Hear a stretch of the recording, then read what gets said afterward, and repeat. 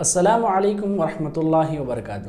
الحمدللہ رب العالمین والصلاة والسلام علی نبینا محمد وعلی آلہ وصحبہ اجمعین، اما بعد فاعوذ باللہ من الشیطان الرجیم، بسم اللہ الرحمن الرحیم۔ واصبروا ان اللہ مع الصابرین۔ محترم سامعین اکرام، اللہ کے رسول صلی اللہ علیہ وسلم نے انسان کی زندگی کو ایک مسافر اور ایک سفر کی طرح قرار دیا ہے، اور ہم دیکھیں گے سفر کی حالت میں جب ہم سفر کرتے ہیں تو راستہ کبھی چڑھاؤ آتا ہے تو کبھی ڈھلان آتا ہے، کبھی ٹیک آتا ہے تو کبھی ڈاؤن بھی آتا ہے۔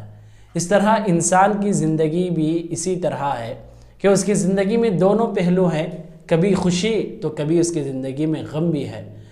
جہاں پر خوشخبری ہے وہاں پر اس کے لیے غم کی خبریں بھی ہیں، جہاں پر اس کے لیے آسانی ہے وہاں پر اس کے لیے مشکلات بھی آتے ہیں، جہاں پر اس کے لیے بہتر چیز ہے تو وہاں پر اس کے لیے کبھی نقصان کی چیزوں کا بھی سامنا کرنا پڑتا ہے۔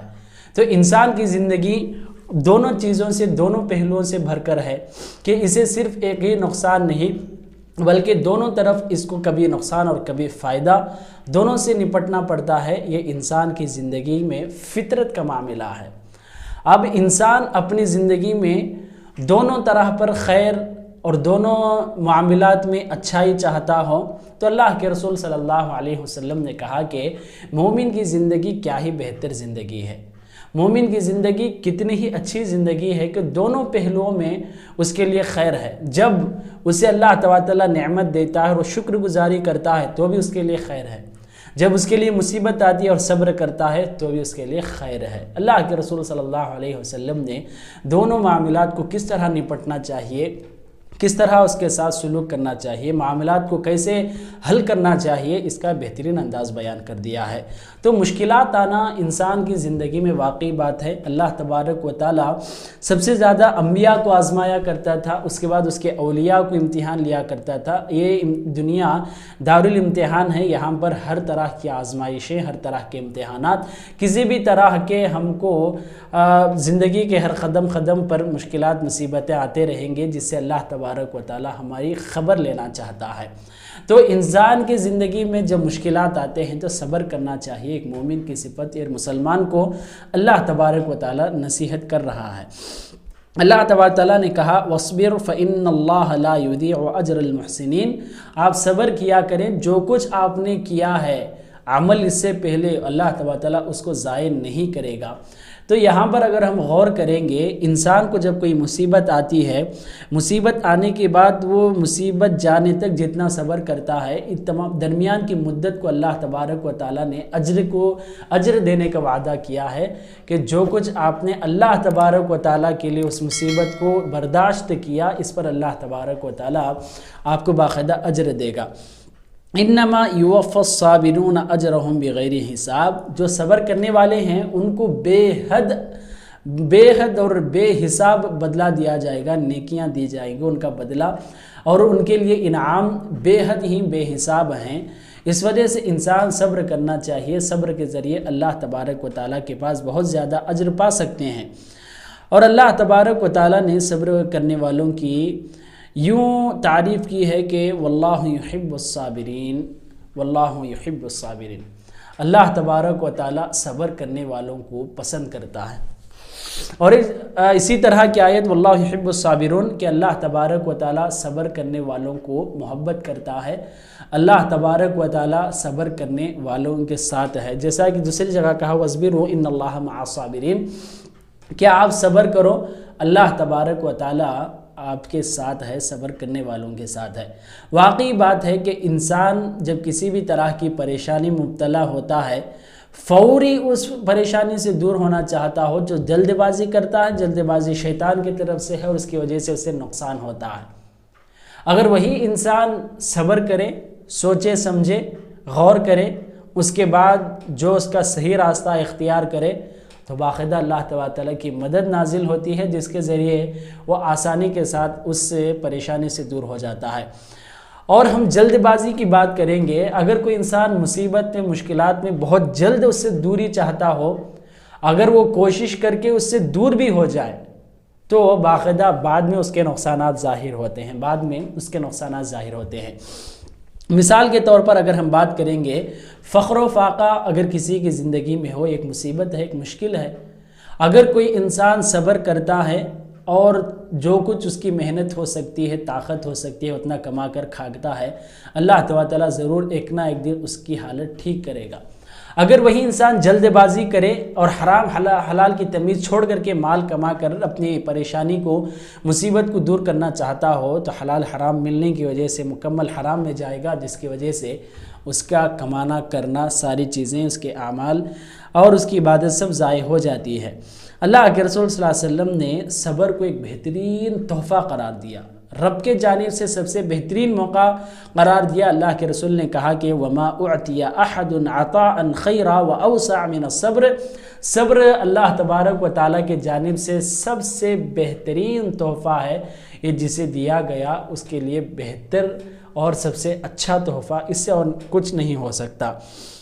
اللہ تبارک و تعالیٰ صبر کرنے والوں کو 1 2 3 نہیں کئی وعدے کر کے رکھا ہے۔ ایک آیت میں اللہ تبارک و تعالیٰ صبر کرنے والوں کو کتنے وعدے ہیں وہ بھی ذکر کیا۔ اللہ نے کہا کہ وَبَشِّرِ الصَّابِرِينَ الَّذِينَ إِذَا أَصَابَتْهُمْ مُصِيبَةٌ قَالُوا إِنَّا لِلَّهِ وَإِنَّا إِلَيْهِ رَاجِعُونَ۔ اللہ تبارک و تعالیٰ صبر کرنے کا ڈھنگ بھی سکھاتا ہے اور خوشخبری بھی سناتا ہے کہ ان صبر کرنے والوں کو خوشخبری سنا دو، جب بھی ان کو مصیبت آتی ہے تو کہتے ہیں کہ اللہ تبارک و تعالیٰ کے لیے سب کچھ ہے اور ہم بھی رب کے جانب لوٹ کر جاتے ہیں، انا للہ و انا الیہ راجعون پڑھتے ہیں مصیبت سننے کے بعد، مصیبت دیکھنے کے بعد، کہ جو بھی اچھائی ہے رب کے جانب سے، جو کچھ بھی ہو رہا ہے وہ رب کے جانب سے ہے۔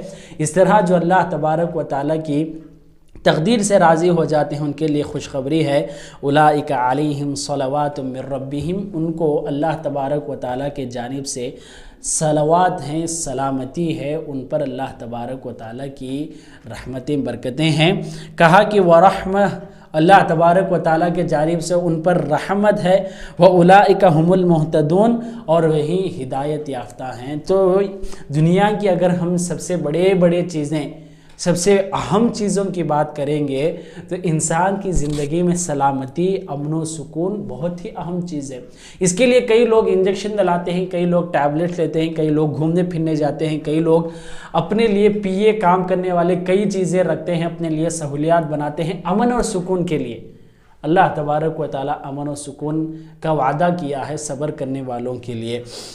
ورحمہ، اللہ تبارک و تعالیٰ کے جانب سے رحمت ہے، اللہ اگر رحم کرے تو ہمارے لیے کچھ اور چیز کی ضرورت نہیں ہے، اللہ تبارک و تعالیٰ کی رحمت ہی بہت بڑی چیز ہے۔